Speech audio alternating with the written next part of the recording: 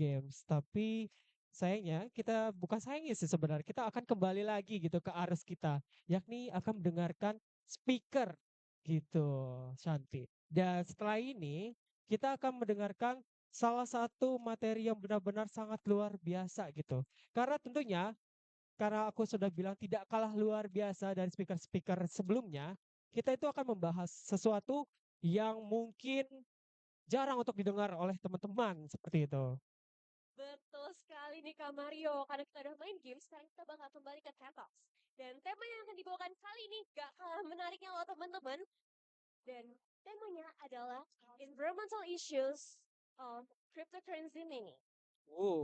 Bahasanya agak berat gitu ya. Jujur aku penasaran banget nih karena kita bakal membahas tentang dampak lingkungan dari penambangan kripto saat ini. Seperti itu, Shanti. Men- Jadi tanpa berlama-lama lagi, ini dia, kita sambut bersama ini dia, Oscar Darmawan. Selamat Men- menyaksikan.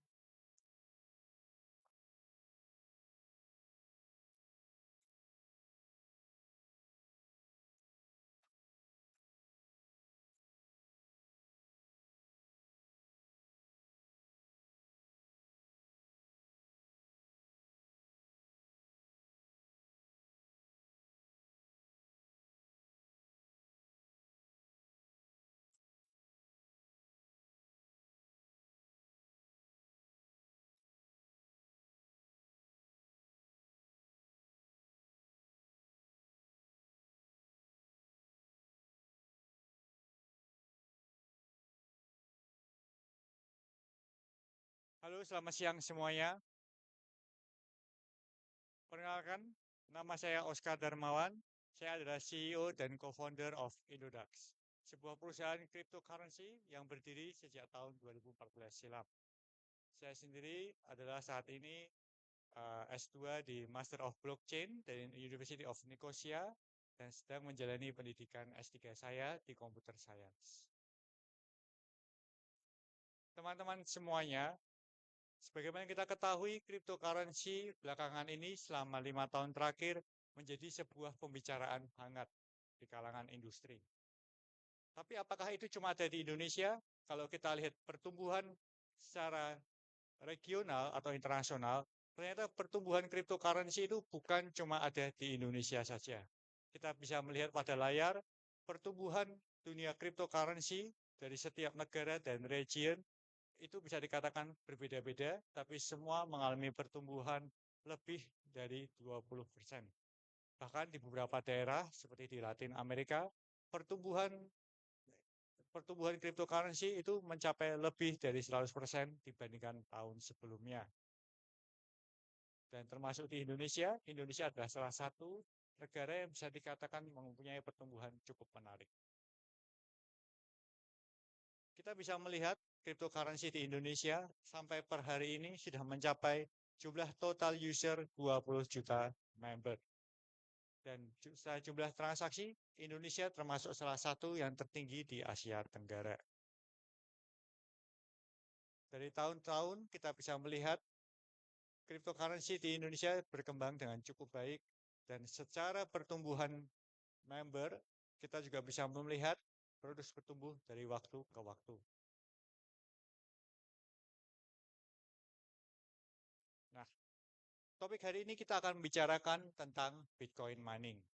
Teman-teman perlu tahu, Bitcoin mining itu ada erat hubungannya dengan cryptocurrency. Kenapa? Karena Bitcoin mining adalah suatu proses verifikasi transaksi Bitcoin pada saat kita menggunakan Bitcoin untuk transaksi atau untuk apapun, itu ada proses verifikasi di belakangnya. Proses verifikasi daripada Bitcoin itu melalui jaringan mining, di mana proses mining inilah yang kemudian menjadi proses utama untuk memastikan transaksi Bitcoin berjalan dengan aman dan tanpa bisa diubah oleh siapapun. Bagaimana cara kerja Bitcoin mining ini, atau yang sekarang dikenal dengan sebutan konsensus proof of works. Yang pertama, pada dasarnya pada saat untuk membuat sebuah blok baru, jaringan membuat untuk membuat blok baru, pada dasarnya untuk membuat sebuah blok baru pada dasarnya para node itu memverifikasi transaksi. Apabila transaksi itu terverifikasi oleh node lain, kemudian itu baru akan dimasukkan ke dalam blok untuk dijadikan dasar transaksi daripada Bitcoin. Proses verifikasinya berjalan menggunakan algoritma matematika secara hash untuk memastikan bahwa tidak ada transaksi yang tidak sah untuk dapat dimasukkan ke dalam blok. Proses daripada konsensus tadi disebut dengan proof of work, di mana proses matematika dari komputer yang memverifikasi transaksi dan proses komputer itu memakan energi yang cukup besar. Oleh karena itu, pada saat ini, pada jaringan blockchain ada beberapa cara untuk memverifikasi transaksi, bukan cuma proof of work saja. Sebut aja yang pertama, yang paling populer setelah proof of work adalah delegate proof of stake, yaitu sebuah penyempurnaan dari proof of stakes, di mana pada dasarnya itu memvalidasi transaksi tidak menggunakan dasar memverifikasi matematika, tapi menggunakan jaringan nodes yang terverifikasi untuk memastikan transaksinya valid. Atau kita bisa sebut konsensus Byzantium Fault Tolerance atau BFT, ya, yang pada dasarnya ini mencapai kesepakatan dengan cara voting. Atau kita juga bisa melihat adanya konsensus Proof of Importance, di mana untuk memilih peserta yang bisa memproses transaksi ini ditentukan berdasarkan kualitas transaksi dan reputasi daripada jaringan. Atau konsensus proof of capacity, di mana pada dasarnya proses konsensus ini divalidasi menggunakan capacity daripada hardware device yang memverifikasi transaksi. Atau juga menggunakan proof of activity, yaitu sebuah proses penggabungan konsensus proof of stakes dan proof of works. Ya. Tapi hingga sekarang, kalau kita bandingkan dengan semua konsensus yang ada, proof of works itu masih menjadi konsensus yang dikatakan paling aman dan paling dapat memastikan transaksi blockchain tidak dapat diubah. Oleh karena itu, sebagaimana kita ketahui, Bitcoin sebagai salah satu aset cryptocurrency yang paling dipercaya hingga sekarang, itu masih menggunakan proof of works, belum menggunakan konsensus yang lain, belum menggunakan proof of stakes, belum menggunakan konsensus-konsensus lainnya. Sekalipun konsensus yang lain mungkin lebih menghemat energi, tapi karena dari segi keamanan, proof of works itu jauh lebih aman, makanya Bitcoin masih menggunakan proof of works. Nah, sekarang pertanyaannya, bagaimanakah penggunaan energi untuk proses mining daripada Bitcoin ini? Ya, kita bisa melihat pada chart yang ada, ya, proses energi yang digunakan untuk total mining secara keseluruhan masih cukup besar. Ya, kita bisa melihat dari waktu ke waktu secara terawatt hours-nya cukup meningkat cukup besar.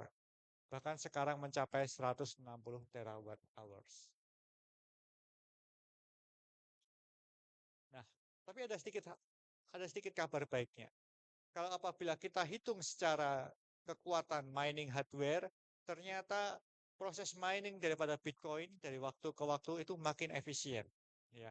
Sekarang kalau apabila kita bandingkan secara joules per terawatt-nya, itu sekarang mengalami penurunan yang cukup signifikan dibandingkan beberapa tahun lalu. Apabila beberapa tahun lalu secara joules per terawatt-nya itu bisa mencapai lebih dari 80, sekarang itu hampir setengahnya, bahkan di bawah 40 joules per terawatt. Itu artinya untuk setiap kekuatan terawatt yang digunakan, energi yang digunakan itu makin sedikit.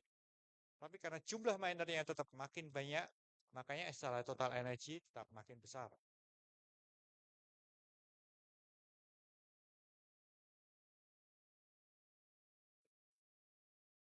Nah, ini adalah salah satu, ini chart berikutnya yang ingin saya tunjukkan adalah berapa sih sebenarnya harga setiap Bitcoin yang tercipta, berapa harga setiap Bitcoin yang tercipta. Karena kadang-kadang pada saat kita membeli Bitcoin atau menjual Bitcoin, kita sedikit kebingungan. Kenapa harga Bitcoin sekarang ini bisa mencapai di atas 1 miliar rupiah? Padahal kalau kita lihat di tahun 2013 silam, waktu saya baru memulai usaha saya di Indodax, harga Bitcoin itu baru 3 juta rupiah. Tapi sekarang satu Bitcoin bisa mencapai hampir 1,2 miliar rupiah. Bahkan per hari ini sudah lebih dari 1,2 miliar rupiah per satu Bitcoin. Itu kenapa? Karena salah satu alasannya adalah karena ada faktor nilai intrinsik daripada Bitcoin. Jadi sebagaimana yang tadi saya sampaikan, sebuah proses cara memverifikasi transaksi Bitcoin itu menggunakan energi listrik yang cukup besar. Jadi setiap Bitcoin yang terverifikasi transaksi itu membutuhkan energi listrik yang besar. Dan setiap Bitcoin yang tercipta itu membutuhkan energi listrik yang besar. Karena proses pengeluaran daripada konsensus proof of works, itu proses pengeluarannya itu harus terverifikasi oleh para jaringan miners. Oleh karena itu bisa dikatakan Bitcoin miners sebagai pihak yang verifikasi transaksi dan pihak yang mengeluarkan Bitcoin yang tercipta. Baru kemudian itu disirkulasikan kepada para trader. Ya. Untuk setiap satu Bitcoin yang ada di masyarakat sekarang, energi listrik yang dibutuhkan apabila kita bandingkan dengan harga listrik di US, itu setiap satu Bitcoinnya, cost yang tercipta itu lebih dari 100.000 US dollar. Ya. Oleh karena itu, kita bisa melihat kalau para miner, apabila harga Bitcoin masih di bawah, mereka cenderung tidak mau menjual. Mereka menunggu harga Bitcoin lebih tinggi, baru mereka mau menjual Bitcoin yang mereka dapatkan. Ya, itulah yang membuat kenapa setiap Bitcoin itu memiliki nilai intrinsik. Oleh karena itu, sangat jarang kita melihat Bitcoin tiba-tiba ambruk ke harga 30.000 dolar sekarang. Ya, karena harga Bitcoin itu menyesuaikan dengan harga biaya mining yang dikeluarkan untuk setiap satu Bitcoinnya. Kalau kita bandingkan secara jumlah energi listrik untuk setiap Bitcoin yang ada, dan kita bandingkan energi listrik untuk secara keseluruhan Bitcoin miner, ya saat ini pada dasarnya keseluruhan Bitcoin miner itu membutuhkan energi 145,6 gigawatt hours, ya. Atau itu kurang lebih sekitar 1,34% dari total konsumsi harian di negara US. Dimana kalau ini kita compare dengan energi yang ada, kita compare secara setahun, yaitu kurang lebih 53.144 gigawatt hours, kita compare dengan penggunaan mobil listrik, itu setara dengan kita melakukan charging 223 kali. Kalau kita compare dengan total penggunaan listrik rumah tangga, itu setara dengan 5,1 juta rumah tangga. Dan kita kalau compare dengan berapa kali kita ngecas handphone kita, kurang lebih sekitar 11 miliar kali. Kalau kita bandingkan dengan total daya Google, itu sekitar 2 tahun 4 bulan. Ya, jadi teman-teman bisa lihat, kalau total energi Bitcoin miner yang dibutuhkan saat ini, itu sangat besar. Ya. Atau kurang lebih, kalau dibandingkan dengan Indonesia, itu sekitar hampir 30% listrik yang dipakai seluruh Indonesia.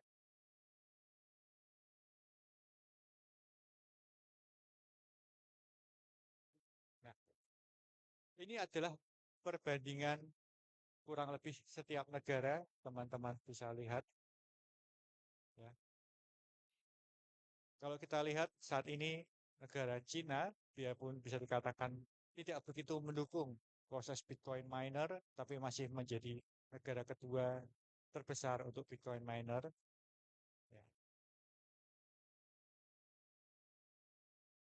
Dan tren ini kalau kita lihat dari tahun ke tahun itu masih terus naik. Ya, jadi secara total electricity di tahun 2024 ini secara jumlah miner dibandingkan tahun 2023 silam atau jauh dibandingkan 5 tahun lalu bisa 2 kali lipat. Jadi tahun 2019 kita bandingkan dengan tahun 2024, peningkatan energi listrik yang diperlukan itu hampir 2 kali lipat. Nah, sekarang pertanyaannya, kenapa energi listrik yang begini besar itu dibiarkan? Ya. Teman-teman tapi harus tahu, salah satu tujuan daripada penciptaan Bitcoin itu adalah mata uang digital dunia. Jadi kalau kita bicara mata uang digital dunia, itu kita bicara mengenai transaksi keuangan. Kita bicara mengenai bagaimana membentuk sebuah mata uang yang aman, bagaimana membentuk sebuah mata uang yang tidak bisa diubah database-nya oleh siapapun untuk memastikan setiap user yang menggunakannya bisa merasa aman. Nah, oleh karena itu kita harus membandingkan dengan aset lain yang setara. Kita harus membandingkannya contohnya dengan emas. Kita harus membandingkannya dengan sistem perbankan yang ada di dunia sekarang. Kalau kita bandingkan dengan emas contohnya, kalau kita bicara mengenai sistem pertambangan emas, kita bandingkan dengan sistem distribusi emas. Ternyata energi Bitcoin mining itu masih jauh lebih kecil daripada proses penambangan emas, jauh lebih kecil daripada proses distribusi daripada emas. Atau kalau kita bandingkan dengan sistem perbankan, di mana proses sebagaimana kita ketahui, proses pengeluaran mata uang kita saat ini semua itu berbasiskan perbankan. Kalau kita bandingkan dengan listrik yang dipakai jaringan bank, ternyata Bitcoin juga jauh lebih kecil. Jadi justru kalau kita lihat secara total keseluruhan, Bitcoin mining masih jauh lebih kecil dibandingkan banking, jauh lebih kecil dibandingkan emas. Dan kita bisa melihat sekarang Bitcoin menjadi salah satu aset komoditi safe haven terbaik yang kita bisa melihat pertumbuhannya dari waktu ke waktu masih jauh lebih tinggi daripada apapun. Kalau kita bandingkan harga emas yang naik beberapa kali lipat dalam 3-4 tahun terakhir ini, ternyata Bitcoin naik jauh lebih tinggi juga. Kita bandingkan dengan harga indeks saham, Bitcoin jauh lebih tinggi. Ya. Dan kalau kita bicara mengenai tingkat inflasi, Bitcoin bisa dikatakan masih tumbuh dengan sangat aman. Nah, sekarang pertanyaannya, apakah memungkinkan Bitcoin pada satu titik untuk diubah menjadi sebuah proses konsensus yang jauh lebih friendly, jauh lebih environmental friendly? Hal itu mungkin aja, tapi kita harus melihat seperti contohnya Ethereum. Ya. Ethereum pada dasarnya dulu juga menggunakan proof of works, konsensus yang berbasiskan energi kalkulasi matematik. Tapi sekarang Ethereum sudah mulai beralih kepada proof of stakes, di mana mengurangi dengan cara proof of stakes, yaitu node yang melakukan verifikasi transaksi, itu mengurangi emisi karbonnya hingga 99,9%. Tapi hingga sekarang, proof of stake sendiri masih mengalami banyak testing, masih eksperimen untuk memastikan secara scale up jauh lebih aman. Oleh karena itu hingga sekarang Bitcoin masih menggunakan proof of works. Tapi ke depannya kita bisa melihat apabila Bitcoin beralih menggunakan konsensus yang lain, ada kemungkinan yang akan dilakukan adalah proof of stake sebagai alternatif. Berikut tadi adalah paparan singkat dari saya. Saya percaya pada dasarnya memang kalau kita memandang daripada proses-proses proof of works itu menggunakan energi yang besar. Tapi proses energi yang besar ini dibutuhkan untuk pada dasarnya mengamankan transaksi. Pada dasarnya proof of works ini dibutuhkan untuk memastikan semua transaksi tervalidasi dengan baik. Karena pada intinya konsep daripada Bitcoin adalah menciptakan mata uang digital dunia yang terpercaya, yang memastikan setiap usernya tidak dapat memanipulasi transaksi dan memastikan setiap transaksi yang terjadi pada Bitcoin dari satu titik ke titik lain itu sifatnya final. Dengan kata lain tidak dapat diubah oleh siapapun. Karena spirit daripada Bitcoin untuk memastikan setiap orang yang memegang aset kripto ini harus bisa nyaman dan tahu bahwa yang dimiliki tidak dapat diciptakan dengan sembarangan. Ya. Oleh karena itu, sekian presentasi dari saya. Semoga berguna buat teman-teman semua.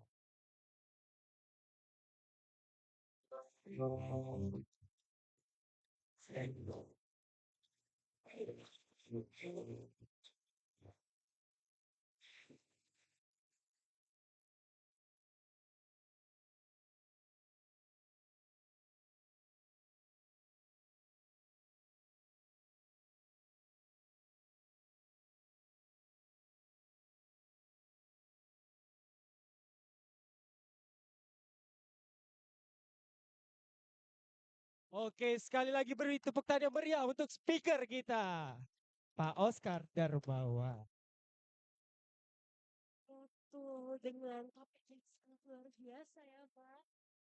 Jadi untuk mengapresiasi speaker kita, akan ada penyerahan sertifikat dan plakat oleh Chairman of the XPB 2024 pada Kak Aska, waktu dan tempat di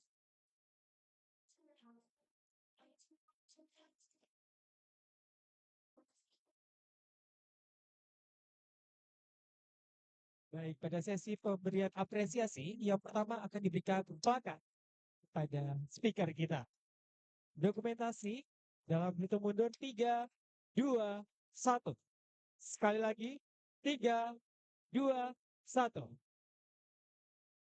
Beranjak ke apresiasi berikutnya, akan ada pemberian sertifikat pada speaker kita.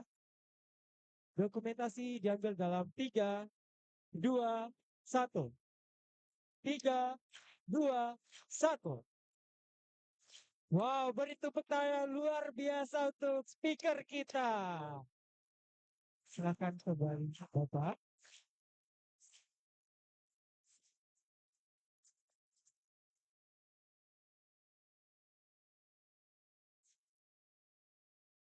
bosan-bosannya, kita bakal bagi-bagi hadiah lagi.